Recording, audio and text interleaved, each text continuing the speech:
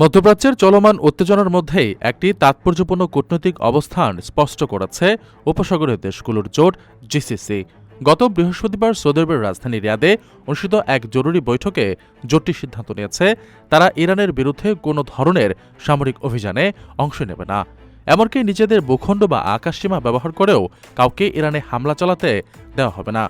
Saudi আরব, সংযুক্ত আরব আমিরাত, কাতার, Kuwait, Bahrain ও ওমানের এই সম্মিলিত সিদ্ধান্তে মূলত হতাশ হয়েছে যুক্তরাষ্ট্র ও ইসরায়েল। মার্কিন প্রেসিডেন্ট ডোনাল্ড ট্রাম্প এর আগে একাধিকবার দাবি করেছিলেন ইরানের বিরুদ্ধে আরব দেশগুলো, বিশেষ করে সৌদি যুবরাজ মোহাম্মদ বিন সালমান কঠোর পদক্ষেপ নেবেন। কিন্তু জিসিসির এই ঘোষণায় ট্রাম্পের সেই প্রত্যাশা মুখ থুবড়ে পড়েছে। জিসিসি মহাসচিব স্পষ্ট জানিয়েছেন তারা যুদ্ধ নয় বরং কূটনৈতিক আলোচনার মাধ্যমে চলমান সংকটের সমাধান চান।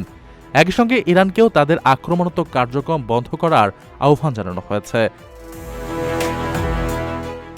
বিশেষজ্ঞরা মনে করছেন উপসাগরীয় দেশগুলোর এই সংযত অবস্থানের পেছনে মূলত অর্থনৈতিক নিরাপত্তা বোধ কাজ করছে। হরমুজ প্রণালীতে অস্থিরতা তৈরি হলে এবং তেল স্থাপনাগুলো হামলার শিকার হলে তা বৈশ্বিক অর্থনীতিতে বড় ধরনের বিপর্যয় ডেকে আনবে। সব মিলিয়ে জিসিসির এই যুদ্ধবিরোধী এবং কূটনৈতিক সমাধানের নীতি ওই অঞ্চলে যুক্তরাষ্ট্রের কৌশলগত পরিকল্পনাকে চ্যালেঞ্জের মুখে ফেলেছে।